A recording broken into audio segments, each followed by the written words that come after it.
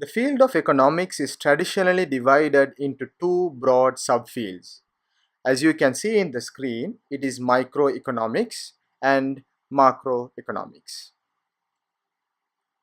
Now, this micro, as you see it here, micro means very small in unit. Likewise, the definition of microeconomics would mean how individual units, such as household and firms, make decisions and how they interact in specific markets. Likewise, macro means very large in scale, so we take economy as a whole.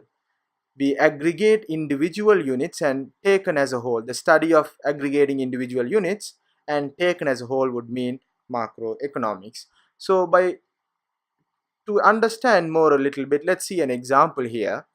Mr. Siripala, a tea planter in the Nuwara district, says that his tea harvest has increased by 25% this year.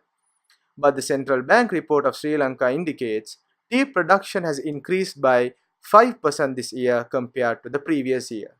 So there are two statements here actually. One denotes to the microeconomic part and the second statement denotes the macroeconomic part. The important thing is Mr. Siripala, one individual, is talking about his tea production in that particular year.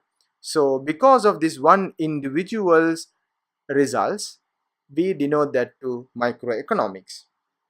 Likewise, the central bank report expresses the aggregate tea production. So it talks about all the tea production in Sri Lanka, which means it denotes to the macroeconomics. So the most important thing is microeconomics and macroeconomics are closely intertwined because changes in the overall economy arise from the decisions of millions of individuals.